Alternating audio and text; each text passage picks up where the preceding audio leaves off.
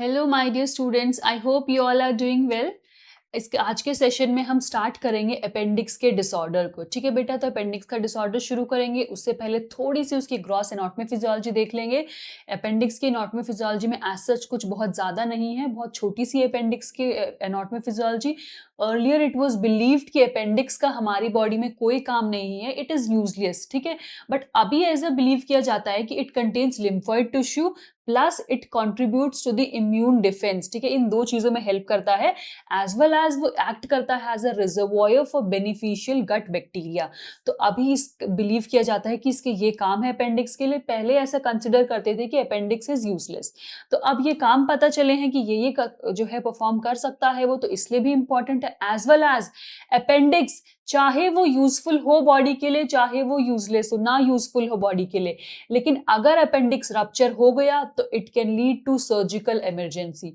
इसलिए it is very important to study appendix, ताकि हमें पता रहे कि अगर रप्चर हो गया तो उसके क्या साइंस होंगे और किस तरह से उसको ट्रीट करना है। रप्चर होने से पहले ही हमें उसको ट्रीट करके एंड जो है रिजॉल्व कर लेनी है चीजें। ठीक है बेटा, इसके साथ साथ अपेंडिसाइटिस के साथ साथ हम पढ़ेंगे पेरिटोनाइटिस भी, क्योंकि अपेंडिक्स रप्चर होने के बाद ही सबसे बड़ी कॉम्प्लिकेशन आती है क्या, पेरिटोनाइटिस। ठीक है, पेरिटोनाइटिस के और भी बहुत सारे रीजन हैं, but one of the major reason is appendix जब रप्चर हो जाता है तो उसकी वजह से, या फिर हम बोलेंगे अपेंडिक्स जो है परफोरेट होके इट लीड्स टू पेरिटोनाइटिस। ठीक है, तो इसको पढ़ेंगे, दोनों डिजीज को हम साथ साथ जो है कवर करेंगे आज की क्लास में। तो चलो लेट्स स्टार्ट आवर क्लास। तो बेटा क्या है appendix? It is a finger like projection. ठीक है, फिंगर लाइक प्रोजेक्शन है ये। आपको कुछ ऐसा सा देखने को मिलेगा, मैं अभी आपको दिखाती हूँ। इधर पे ये देखो, इस तरह से ये जो देखने को मिल रहा है ये क्या है, अपेंडिक्स। ठीक है, दिस इज द अपेंडिक्स। कहाँ पे लोकेटेड है ये हमारा, और इसका साइज क्या है, 8 to 10 सेंटीमीटर लॉन्ग है। कितना है बेटा, 8 to 10 सेंटीमीटर लॉन्ग है। ये कहाँ से अराइज हो रहा है, सीकम से। ये क्या है हमारा, सीकम, इधर से अराइज हो रहा है। So it arise from caecum. ठीक है, और कहाँ पे प्रेजेंट है बेटा, ये इलियोसीकल वॉल्व है उसके जस्ट नीचे। तो कहाँ पे प्रेजेंट है, बिलो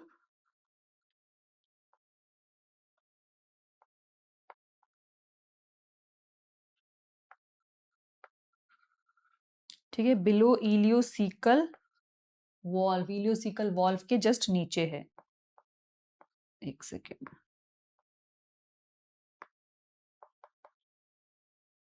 ठीक है, बिलो इलियोसिकल वॉल्व, इसकी हमारी लोकेशन मिल जाएगी आपको। प्लस जो है इसका बेस कहाँ पे प्रेजेंट होगा बेटा, base corresponds to McBurney point. क्या है, मैकबर्नीज पॉइंट। मैकबर्नी पॉइंट कहाँ है बेटा, ये जो अम्लाइकल रीजन है, और अम्लाइकल रीजन प्लस हम देखें एंटीरियर सुपीरियर इलियाक स्पाइन, इधर राइट वाला, right anterior superior iliac spine.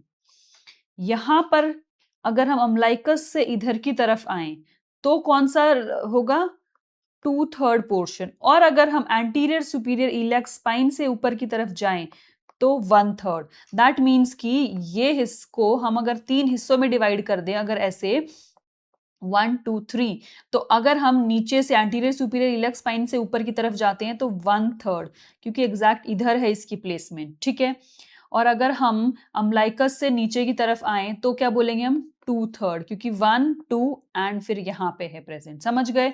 अगर ये सपोज हम बोलें कि ये हमारा अम्लाइकस है, ये इलियक स्पाइन है, इधर जाएं हम इसको 3 हिस्से में डिवाइड करें तो 1 2 3, और कहाँ पे प्रेजेंट है हमारा, इस हिस्से को हम बोलेंगे। ठीक है, ये क्या है हमारा, मैकबर्नीज पॉइंट। तो इसीलिए हम कह रहे हैं अगर हम इधर से जाएं तो क्या होगा, 1/3 पोर्शन, और अगर यहां से आए तो क्या होगा, 2/3 पोर्शन। इधर क्या है, प्लेसमेंट है। तो उसके अलावा अगर हम आगे देखें फंक्शन क्या है अपेंडिक्स के, फंक्शन भी एक बारी डिस्कस कर लेते हैं थोड़े से कि क्या फंक्शन है। छोटा सा ही इसका मेन है, पहले इसको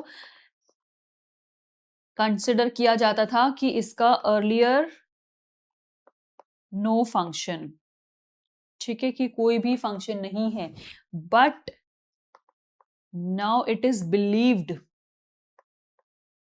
कि इसका क्या फंक्शन है, कि एक तो ये कंटेन करता है lymphoid tissue,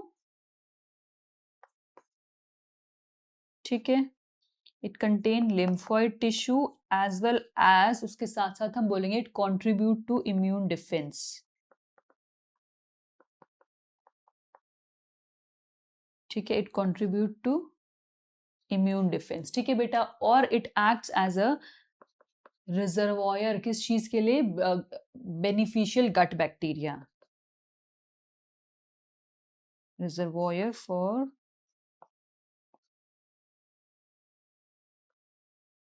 beneficial gut bacteria, ठीक है, ये है हमारा ओवरऑल फंक्शन। उसके बाद आ जाता है सोआस साइन, क्या, सोआस साइन, तो सोआस साइन क्या होता है, लिख लेते हैं, सोआस साइन में क्या होगा, पेन होगा पेशेंट को, पेन होगा पेशेंट को कब, जब when he extend the hip, जब ऐसे ये हिप है, पेशेंट की हिप है, इसको एक्सटेंड करेगा, मतलब ऐसे नॉर्मल है पैर, और अगर जो है इस हिप को एक्सटेंड, अभी ऐसे है ना, और यहाँ पे सपोज हिप है, तो इसको अगर और एक्सटेंड करेगा तो क्या होगा, पेशेंट को पेन होगा, pain when he extend the hip, किस वजह से हो रहा है, ड्यू टू इरिटेशन इन, क्योंकि सोआस मसल्स में इरिटेशन हो रखी है बेटा, इस वजह से, ठीक है। अब आ जाता है ऑब्टूरेटर साइन, क्या है नेक्स्ट हमारा, ऑब्टूरेटर साइन,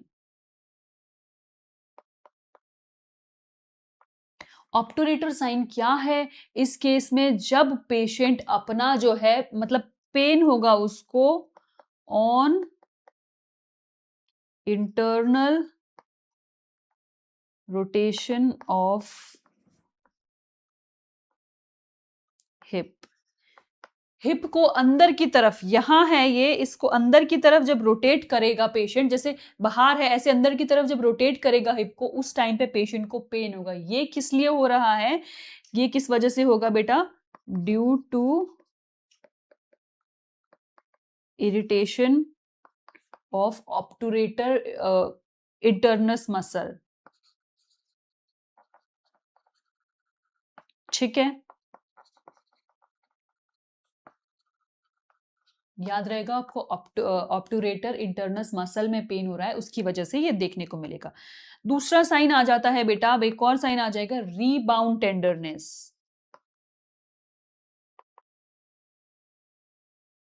रीबाउंड टेंडरनेस मतलब क्या हो रहा है, जब हमने पेशेंट को ऐसे प्रेस किया, एब्डोमेन में यहाँ पे प्रेस किया, और जब प्रेशर रिलीज किया तब पेन बढ़ा, क्या, प्रेशर रिलीज करने पे पेन बढ़ा, इसको क्या बोल सकते हैं, और ब्लमबर्ग साइन, ठीक है,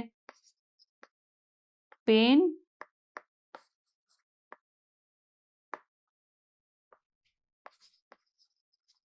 ऑन रिलीजिंग प्रेशर, ठीक है, प्रेशर रिलीज करेंगे जब, तब जो है पेन होगा, और कब, जब प्रेशर को हम सडनली रिलीज कर रहे हैं, क्लियर है, ये है हमारा क्या, रीबाउंड टेंडरनेस। उसके अलावा बेटा है डम्फी sign,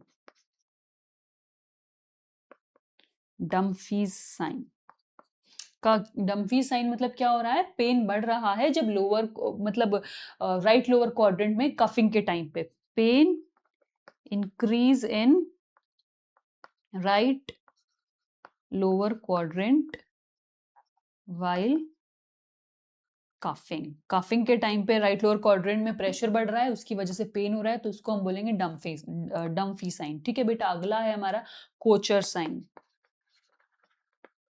Kocher's sign, Kocher sign क्या है, पेन क्या हो रहा है, पहले शुरू होगा अम्लाइकल, अम्लाइकल रीजन में, और फिर जाएगा राइट इलियाक रीजन में, पेन कहाँ हो रहा है, स्टार्ट कहाँ पे होगा, अम्लाइकल रीजन में,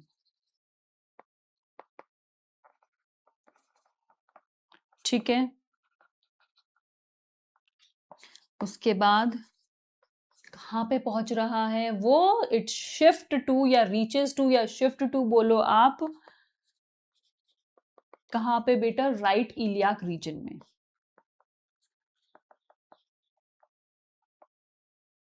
ठीक है, राइट इलियाक रीजन में। ये थे हमारे इंपॉर्टेंट साइंस, सारे के सारे साइन जो है बहुत इंपॉर्टेंट है, कहीं से भी एमसीक्यू आ सकता है, इन सब में से एमसीक्यू बनता है, एंड अगर मैं बोलूँ तो प्रीवियसली आया भी हुआ है इन सारे साइंस में से हमारा एमसीक्यू। 1 2 3 4 5 6 7, ये 7 साइन आपको देखने को मिलेंगे अपेंडिसाइटिस में। क्लियर है बेटा? अब डायग्नोस्टिक टेस्ट देख लेते हैं हम। डायग्नोसिस हमारा बेस्ड होता है on the clinical examination as well as blood laboratory test, उसके अलावा इमेजिंग टेस्ट। तो सबसे पहले हम लैबोरेटरी ही देख लेते हैं। लैबोरेटरी में अगर आप सीबीसी कराओगे तो उसमें डब्ल्यूबीसी क्या मिलेंगे, रेज्ड मिलेंगे। किस वजह से? इन्फेक्शन की वजह से डब्ल्यूबीसी आपको रेज्ड मिलेंगे। क्लियर है बेटा? न्यूट्रोफिल्स भी रेज मिलेंगे। उसके बाद सी रिएक्टिव प्रोटीन कराओगे, सी रिएक्टिव प्रोटीन, ये क्या है? Marker of infection. ठीक है, उसके अलावा क्या करा सकते हो?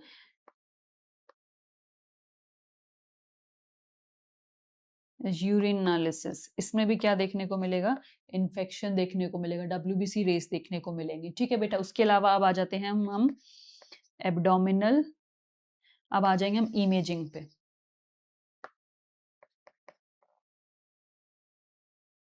इमेजिंग, ठीक है, इसके अंदर आप करवाओगे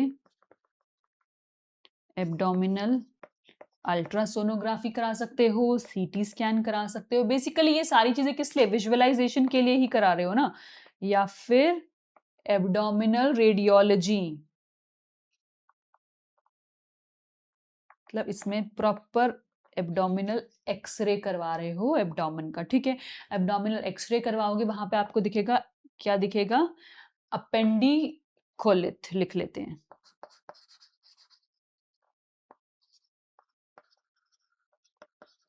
अपेंडिकोलिथ क्या है? अपेंडिकोलिथ मतलब बेटा एक हार्ड, क्या है? हार्ड स्टोन लाइक मास दिखेगा आपको इन अपेंडिक्स। ठीक है, हार्ड स्टोन लाइक मास इन दी अपेंडिक्स। और ये जो अपेंडिक कोलिथ है ये किस चीज से बना होता है? या तो फीकल मैटर होगा, जिसे हम बोलते हैं फीसेस, या तो फीकल मैटर हो सकता है बेटा, या फिर कैल्शियम सॉल्ट्स हो सकता है। ठीक है, कैल्शियम सॉल्ट्स हो सकता है, या फिर क्या हो सकता है? म्यूकस या डेब्रिस, म्यूकस और डेब्रिस। ठीक है, ये देखने को मिलेगा।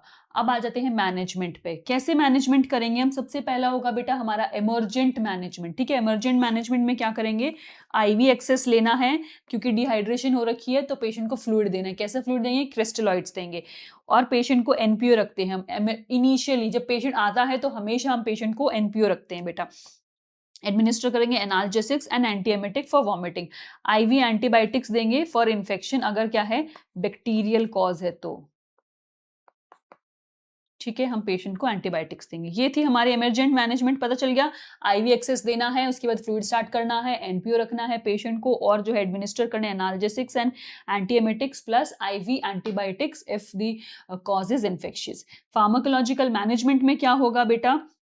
मोस्ट कॉमन रेजीम क्या होता है? सिफ्ट्रियाक्सोन प्लस मेट्रोनिडाजोल, दोनों साथ में कॉम्बिनेशन में देते हैं हम, ये मोस्ट कॉमन रेजिमेन होता है। ठीक है, उसके अलावा जो है टेजाक्ट भी दे सकते हैं हम पेशेंट को, टेजाक्ट। ठीक है, किस लिए? सिवियर या कॉम्प्लिकेटेड केसेस होंगे तब सबसे पहले ये प्रेफर करेंगे, और अगर सिवियर और कॉम्प्लिकेटेड केसेस है तो हम ये प्रेफर करेंगे।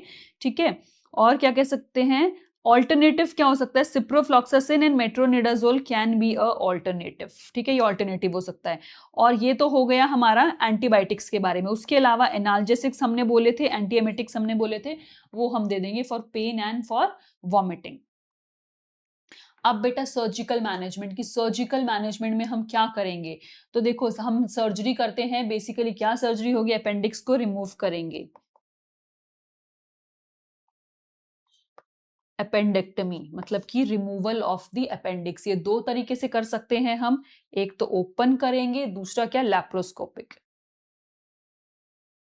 ठीक है, ओपन हम कैसे क्या कर रहे हैं, डायरेक्ट जो है स्टमक में जो है एब्डोमिनल कैविटी में हम कट लगा के अप्रोच कर रहे हैं, या फिर हम लैप्रोस्कोपिक कैसे करेंगे, सिंपल यहाँ पे जो है होल करके लैप्रोस्कोप इंसर्ट करके और उसके थ्रू जो है प्रोसीजर करके एंड इन होल में बिल्कुल माइनर स्टिचेस आके उसको हम क्लोज कर देंगे। ठीक है, ये दो चीजें हम करते हैं बेसिकली जो है प्रोसीजर। ठीक है, फायदा क्या होता है, लैप्रोस्कोपी क्यों प्रेफर करते हैं, क्योंकि इसमें छोटा सा इंसिजन लगेगा, फास्ट रिकवरी होती है, पेन भी कम होता है और हॉस्पिटल स्टे भी शॉर्टर होता है, इसलिए हम जो है ये वाला प्रेजेंट परफॉर्म करते हैं। ठीक है, अगर एब्सेस प्रेजेंट है, याद रखना, if abscess present then drain it first before surgery. Surgery से पहले उसको ड्रेन करो, वरना जो है और ज्यादा कॉम्प्लिकेशन आ जाएगी, पूरा जो है पेरिटोनियल कैविटी में क्या है, इन्फेक्शन एंड इन्फ्लेमेशन हो जाएगा। ठीक है बेटा, कॉम्प्लिकेशन क्या हो सकते हैं हमारे अपेंडिसाइटिस के, एपेंडिकुलर एब्सेस, वहां पे बहुत ज्यादा पस कलेक्शन हो सकता है, और क्या है पेरिटोनाइटिस, पेरिटोनाइटिस किसकी वजह से होगा, परफोरेशन होगा अपेंडिक्स का, और फिर जो है पेरिटोनाइटिस कॉज हो जाएगा। ठीक है, पेरिटोनियल कैविटी में क्या है, अपेंडिक्स में जो कंटेंट था वो पेरिटोनियल कैविटी में आने लग जाएगा, सेप्सिस हो सकता है, ब्लड स्ट्रीम में इन्फेक्शन पहुंच सकता है, सिस्टमिक जो है रिस्पॉन्स आ सकते हैं। दूसरा बेटा, गैंग्रीन फॉर्मेशन हो सकती है, इश्कीमिया एंड टिश्यूज की जब वहां पे डेथ हो जाएगी ब्लड सप्लाई नहीं मिलने की वजह से, क्योंकि वीनस सप्लाई क्या हो गई है, रुक गई है, उस पर कंप्रेस हो गई है, तो इस वजह से गैंग्रीन फॉर्मेशन हो सकती है। ठीक है बेटा, इंटेस्टाइनल ऑब्स्ट्रक्शन हो सकता है, एडेशन जो है कंप्रेशन ब्लॉकेज, ये सब होने के चांसेस हैं।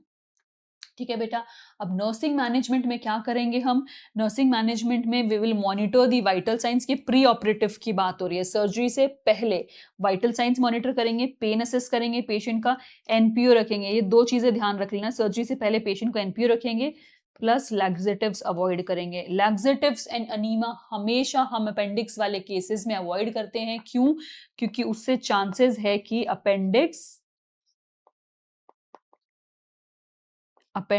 रप्चर होने के चांसेस है, इसीलिए हमेशा याद रखना, यहाँ से एमसीक्यू भी आता है कि अपेंडिसाइटिस वाले केस में हम क्या करेंगे, अगर पेशेंट को कॉन्स्टिपेशन हो रखा है तो लैक्सेटिव देंगे, ये देंगे वो देंगे, लैक्सेटिव्स नहीं देनी है पेशेंट को, लैक्सेटिव से क्या है, अपेंडिक्स रप्चर होने के चांसेस होते हैं, तो वी ऑलवेज अवॉइड क्या कहते हैं, अपेंडिक्स। ठीक है बेटा, याद रहेगा, क्योंकि कैसे अपेंडिक्स रप्चर करेगा, क्योंकि हम जब अनीमा देंगे तो इंटेस्टाइन में क्या है, प्रेशर बढ़ेगा और उसकी वजह से जो है रप्चर हो जाएगा। देन कंफर्ट पोजीशन देनी है पेशेंट को, एडमिनिस्टर करने हैं एंटीबायोटिक्स। पोस्ट ऑपरेटिवली हमें किस चीज का ध्यान रखना है, we need to monitor surgical wound, monitor करेंगे हम सर्जिकल वुंड, पेशेंट को बोलेंगे डीप ब्रीदिंग एक्सरसाइज करने के लिए। ठीक है, deep breathing exercise and incentive spirometry से भी कर सकते हो। देन अर्ली एम्बुलेशन, और जब एनपीओ हटाना है तो पहले लिक्विड डाइट और फिर सॉफ्ट डाइट और फिर उसके बाद जो है नॉर्मल डाइट। क्लियर है, इस तरह से हमें डाइट प्रोवाइड करनी है, और वो भी कब, जब गैग रिफ्लेक्स आ जाए उसके बाद। अब आ जाते हैं बेटा पेरिटोनाइटिस पे, यही था हमारा अपेंडिसाइटिस के बारे में। Now let's move towards the other disease condition which is peritonitis. हमने अपेंडिसाइटिस में भी बहुत बार जिक्र किया पेरिटोनाइटिस का, तो अब पढ़ लेते हैं पेरिटोनाइटिस क्या है। हमारा इन्फ्लेमेशन है, देखो अब तक आइटिस का तो मतलब पता चल ही गया होगा, आइटिस मतलब कि इन्फ्लेमेशन किसी भी जगह में, तो पेरिटोनाइटिस क्या है, inflammation of the peritoneal cavity. ठीक है, पेरिटोनियल कैविटी में क्या हो रहा है बेटा, इन्फ्लेमेशन हो रहा है, जिसकी वजह से हम क्या बोल रहे हैं उसको, पेरिटोनाइटिस। ठीक है, पेरिटोनियल कैविटी क्या होती है? जिसके अंदर सारे एब्डोमिनल ऑर्गन्स प्रेजेंट होते हैं। एब्डोमिनल ऑर्गन को जो कैविटी कवर करती है, ये पूरी जो बाहर से बोले ये पूरी क्या है? पेरिटोनियल कैविटी है। इसके अंदर क्या है? हमारे सारे एब्डोमिनल ऑर्गन्स है। लिवर हो गया, देखो ये स्टमक हो गया, ठीक है, इधर पे पेनक्रियाज हो गया, ये गॉल ब्लैडर हो गया, ये हमारा लार्ज इंटेस्टाइन, ये इधर स्मॉल इंटेस्टाइन, ये सारे कहाँ हैं? पेरिटोनियल कैविटी में हैं। एब्डोमिनल कैविटी बाहर, एब्डोमिनल कैविटी के अंदर पेरिटोनियल कैविटी, उसके अंदर एब्डोमिनल ऑर्गन्स, इस तरह से प्रेजेंट होगा। ठीक है, अब इसमें क्या हो रहा है? इन्फ्लेमेशन हो रहा है। यूजुअली किस वजह से होगा ये? या तो बैक्टीरियल इन्फेक्शन की वजह से होगा, ड्यू टू, या तो किस लिए हो रहा है बेटा? बैक्टीरियल इन्फेक्शन की वजह से हो सकता है। उसके अलावा क्या है? परफोरेशन की वजह से हो सकता है। एब्डोमिनल ऑर्गन्स का, किसका परफोरेशन? Of abdominal organs. कोई भी एब्डोमिनल ऑर्गन्स का अगर परफोरेशन हो गया तो उसकी वजह से पेरिटोनाइटिस होगा ही होगा। या हम बोलेंगे spread of infection from other organs. ठीक है, दूसरे ऑर्गन्स में इन्फेक्शन था, वो स्प्रेड हो गया, पेरिटोनियल कैविटी में आ गया, जिसकी वजह से हो गया। तो क्लासिफिकेशन हम इसकी देख लेंगे। पहले एक बार ये देख लो क्या हो रहा है। इन्फ्लेम्ड हो रहा है पेरिटोनियम, ये है नॉर्मल पेरिटोनियम, ये पूरा। ठीक है, इधर क्या हो रहा है? इन्फ्लेमेशन हो रहा है पेरिटोनियम कैविटी में। एब्डोमिनल ऑर्गन्स में इन्फ्लेमेशन होगा, उसकी वजह से भी हो सकता है। और एक बहुत इंपॉर्टेंट चीज, अगर इसको नहीं ट्रीट किया, if peritonitis is left untreated, तो सेप्सिस एंड ऑर्गन फेलियर हो सकता है। कैसे? ब्लड स्ट्रीम के थ्रू। ब्लड अगर नहीं ट्रीट किया तो वो इन्फेक्शन ब्लड स्ट्रीम से जाके पूरी बॉडी में फैल जाएगा, and sepsis and organ failure हो सकता है। याद रखना इसको। क्लासिफिकेशन बेटा 4 मेन क्लासिफिकेशन है हमारे। प्राइमरी मतलब क्या है? प्राइमरी बोले तो क्या हो रहा है कि ब्लड एंड लिम्फ से स्प्रेड हो रहा है, ब्लड एंड लिम्फैटिक स्प्रेड है, उसकी वजह से ब्लड में या फिर लिम्फैटिक सिस्टम में इन्फेक्शन है, वो ट्रैवल करके पेरिटोनियल कैविटी में आ गया, जिसकी वजह से पेरिटोनाइटिस हो गया। दूसरा सेकेंडरी मतलब कोई भी ऑर्गन जो है परफोरेट कर गया, कोई भी ऑर्गन, कौन सा? एब्डोमिनल कैविटी वाले कोई भी ऑर्गन्स जो है परफोरेट कर गए। तीसरा लोकलाइज्ड, कोई भी ऑर्गन है उसमें सिंपली एक ऑर्गन में दिक्कत हो रखी है, वहां पे एब्सेस वगैरह फॉर्मेशन हो गया, वहां पे सेप्सिस हो गया, मतलब सॉरी उधर पे हमारा स्पेसिफिक एरिया में है, उसी में लिमिटेड है, वहां पे एब्सेस हो गया, जिसकी वजह से इन्फ्लेमेशन हो जाएगा। लोकलाइज्ड, पूरी पेरिटोनियल कैविटी में नहीं, लोकलाइज्ड एक पर्टिकुलर जगह पे, जैसे ये लिवर का एग्जांपल दिया हुआ। जनरलाइज्ड मतलब फुल पेरिटोनियल कैविटी में इन्फ्लेमेशन है, उसको हम बोलेंगे जनरलाइज्ड। आ जाते हैं इटियोलॉजी। इटियोलॉजी हमारी क्या है बेटा? Due to different disease condition, हमारा जो है अपेंडिसाइटिस की वजह से ही अभी हमने पढ़ा था। पेप्टिक अल्सर डिजीज की वजह से, कैसे बेटा? पेप्टिक अल्सर डिजीज में क्या होगा? अल्सर से पहले सिर्फ म्यूकोसल लेयर में है, म्यूकोसा से सब म्यूकोसा, फिर मस्कुलारिस, सेरोसा, सारी लेयर पेनिट्रेट करके जो है मतलब परफोरेट कर गए, और फिर क्या कर दिया? पेरिटोनाइटिस। क्योंकि जो हमारा स्टमक, अगर मान लो स्टमक में मैं बोलूं पेप्टिक अल्सर्स, गैस्ट्रिक अल्सर्स थे, वो पेनिट्रेट हो गए, तो गैस्ट्रिक कंटेंट सारा फिर बाहर पेरिटोनियल कैविटी में आ जाएगा, जिसकी वजह से पेरिटोनाइटिस होगी। ठीक है बेटा, पेनक्रेटाइटिस से भी हो सकता है। जितने भी हमारे एब्डोमिनल कैविटी में जो भी ऑर्गन्स है उनकी डिजीजेस की वजह से, इंटेस्टाइनल रप्चर, डाइवर्टिकुलाइटिस हो गया, या फिर क्या है पेल्विक इन्फ्लेमेटरी डिजीज हो गई कोई भी, ये सारे के सारे हमारे रीजन हैं। ठीक है बेटा, देखो किस तरह से हो रहा है। कोई भी बैक्टीरियल इन्फेक्शन आया, इकोलाई ले लो, क्लेप्सिला ले लो, स्ट्रेप्टोकोकस ले लो, फिर एब्डोमिनल ब्लड के थ्रू, या फिर एब्डोमिनल इंजरी हो गई, ट्रॉमा हो गई, पेरिटोनियल डायलिसिस हो गया। पेरिटोनियल डायलिसिस कर रहे हैं तो क्या कर रहे हैं? पेरिटोनियल कैविटी में पंचर कर रहे हैं, उसकी वजह से चांसेस है कि बाहर से अंदर पेरिटोनियल कैविटी में इंफेक्शन ट्रैवल कर जाए ड्यूरिंग दैट प्रोसीजर। कॉम्प्लिकेशन है, जीआई सर्जरी की, जीआई सर्जरी परफॉर्म की है, उस टाइम पे इन्फेक्शन स्प्रेड हो गया तो हो सकता है। या फिर पैरासेंटेसिस, पैरासेंटेसिस भी सेम है बेटा। पैरासेंटेसिस में भी क्या करते हैं हम? एब्डोमिनल क्या अप्रोच लेते हैं, एब्डोमिनल कैविटी में डायरेक्टली हम जो है निडल इंसर्ट करते हैं, जिसकी वजह से चांसेस है कि बाहर से अंदर एब्डोमिनल कैविटी में हमारा इन्फेक्शन आ जाए। ठीक है बेटा, अब इसकी पैथोफिजियोलॉजी देख लेते हैं क्या होता है। ड्यू टू कॉजेज, जो भी अभी हमने कॉजेज डिस्कस किए उसकी वजह से क्या हो रहा है, बैक्टीरिया एंटर कर रहा है कैविटी में, चाहे ई कोलाई, क्लेप्सिला, स्ट्रेप्टोकोकस, कोई भी। अब वहां पे इन्फ्लेमेटरी मीडिएटर्स रिलीज हो गए, इन्फ्लेमेशन होगा, अगर इन्फ्लेमेशन है तो डेफिनेटली इन्फ्लेमेटरी मीडिएटर्स रिलीज होंगे। ठीक है, बैक्टीरिया आए हैं, बैक्टीरिया आते ही इन्फ्लेमेटरी मीडिएटर्स रिलीज हुए, हिस्टामिन, सिस्टोकाइंस या फिर प्रोस्टाग्लैंडिन्स, जिसकी वजह से अब ये इन्फ्लेमेटरी मीडिएटर्स क्या करवाते हैं, वेसोडाइलेशन करवाते हैं। तो इन्होंने वेसोडाइलेशन करवाया और इंक्रीज कर दी कैपिलरी परमिएबिलिटी। कैपिलरी परमिएबिलिटी अगर इंक्रीज हो गई तो बेटा फ्लूइड अंदर की तरफ से बाहर की तरफ मूव करेगा, मतलब अंदर से कंटेंट एब्डोमिनल कैविटी में जाएगा। ठीक है, fluid, proteins, WBC and debris जो है लीक होने लग जाएंगे एब्डोमिनल कैविटी में। अब वो एब्डोमिनल कैविटी में लीक हो गए तो क्या बोलेंगे उस कंडीशन को, हम असाइटिस बोलेंगे बेटा। असाइटिस होगा, अब असाइटिस हुआ तो डिस्टेंशन होगा, एब्डोमिनल कैविटी में जितना फ्लूइड होना चाहिए उससे ज्यादा आ गया तो उसको असाइटिस बोल रहे हैं। अब उसकी वजह से इतना ज्यादा फ्लूइड है तो डिस्टेंशन भी होने लग जाएगा, पेट एकदम फूला फूला सा दिखने लगेगा। ठीक है, क्योंकि पेरिटोनियल फ्लूइड जो है बहुत ज्यादा हो गया है। अब इसकी वजह से दो कंडीशन होगी हमारी। फर्स्ट तो होगा कि हमारी मोटिलिटी डिक्रीज हो जाएगी जिसकी वजह से पैरालाइटिक इलियस होगा।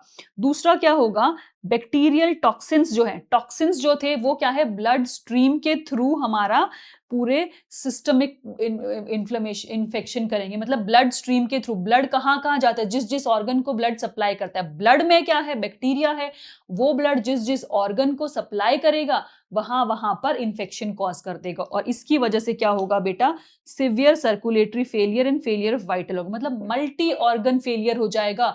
जिस जिस ऑर्गन में वो इन्फेक्टेड ब्लड जा रहा है वो ऑर्गन का फेलियर होने लग जाएगा, तो उसको बोलेगा मल्टी ऑर्गन फेलियर। ठीक है बेटा, और यहाँ पे डिक्रीज जो है मोटिलिटी और पैरालिटिक इलियस हुआ, उसकी वजह से भी क्या होने लग जाएगा, सिवियर जो है मल्टी ऑर्गन फेलियर होने लग जाएंगे। तो अल्टीमेटली आप समझ रहे हो कितनी बड़ी कॉम्प्लिकेशन है, पेरिटोनाइटिस हो गया तो it is a emergency condition. ठीक है, क्योंकि हमारा मल्टी ऑर्गन फेलियर हो सकता है। आप क्लिनिकल मैनिफेस्टेशंस देख लेते हैं, सिवियर एब्डोमिनल पेन होगा पेशेंट को, ऑफ कोर्स एब्डोमिनल कैविटी में इन्फेक्शन है, इन्फ्लेमेशन है, तो इस वजह से क्या हो रहा है, एब्डोमिनल पेन होगा। वो कब बढ़ेगा, जब मूवमेंट से बढ़ेगा और उसको टच करेंगे एब्डोमिनल कैविटी को तो वो बढ़ेगा और ज्यादा वर्स होगा। ठीक है, एब्डोमिनल डिस्टेंशन होगा बेटा, असाइटिस की वजह से जो है एब्डोमिनल डिस्टेंशन होगा। ठीक है, और क्या हो सकता है, रीबाउंड टेंडरनेस, जब ऐसे हम प्रेस करेंगे, हाथ हटाएंगे तो टेंडरनेस फील होगा, तो पेन फील होगा, रीबाउंड टेंडरनेस। पैरालाइटिक इलियस हो सकता है, एब्सेंस ऑफ बाउल साइन, वो तो हमने पैथोफिजियोलॉजी में ही देखा। डिफिकल्टी इन पासिंग गैस और stool as well as ascites, fluid accumulation, जिसकी वजह से एब्डोमिनल डिस्टेंशन भी हो रहा है। ये हमारे होंगे क्लिनिकल मैनिफेस्टेशन मेन। उसके अलावा जो है फीवर एंड चिल्स भी हो सकता है, लो ब्लड प्रेशर भी हो सकता है। लो ब्लड प्रेशर क्यों होगा बेटा, क्योंकि जितना भी फ्लूइड है वो सारा तो एब्डोमिनल कैविटी में ही ड्रेन हो रहा है ना, सिस्टमिक सर्कुलेशन में नहीं जा रहा, तो इसलिए जो है पूरी बॉडी में नहीं जा रहा जो है सही अमाउंट ऑफ ब्लड। तो क्या है, ब्लड कम हो गया, मतलब बेसिकली फ्लूइड कम हो गया बॉडी में, जिसकी वजह से ब्लड प्रेशर भी कम हो जाएगा। ठीक है, नोजिया, वॉमिटिंग, एनोरेक्सिया होगा, fatigue and exhaustion and reduce हो जाएगा यूरिन आउटपुट। क्योंकि यूरिन आउटपुट क्यों रिड्यूस हो जाएगा, हमारा जो है बॉडी में आइडली फ्लूइड बॉडी के अंदर ही है, बट वो पेरिटोनियल कैविटी में है, बाकी जगह पे नहीं है।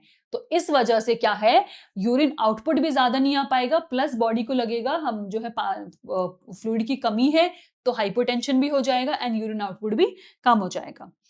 ठीक है बेटा, अब देखते हैं हम इसको डायग्नोस कैसे करेंगे, क्या हमारे डायग्नोस्टिक टेस्ट है जिससे हम पता लगाएंगे कि यस अपेंड क्या कहते हैं पेरिटोनाइटिस इज प्रेजेंट। तो वो देख लेते हैं। सबसे पहले होगा लैबोरेटरी टेस्ट। क्या है सबसे पहले,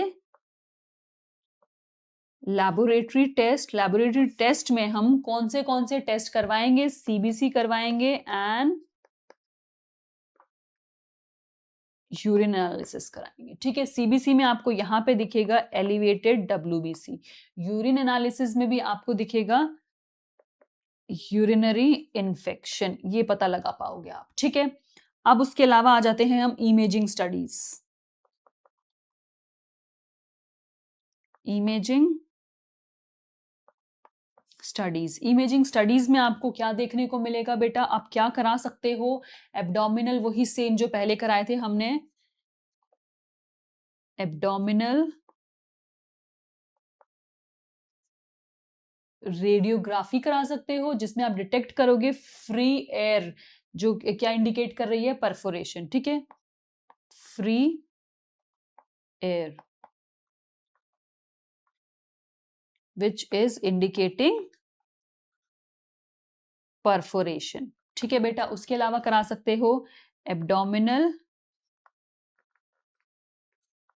यूएसजी, एब्डोमिनल अल्ट्रासोनोग्राफी, इसमें भी आपको जो है फ्लूइड्स दिखेंगे, you can detect the fluids, जो फ्लूइड जो एक्यूमुलेशन हो रखा है, ठीक है, फ्लूइड एक्यूमुलेशन मिल जाएगा एंड एब्सेस जो है देखने को मिल जाएगा। क्लियर बेटा।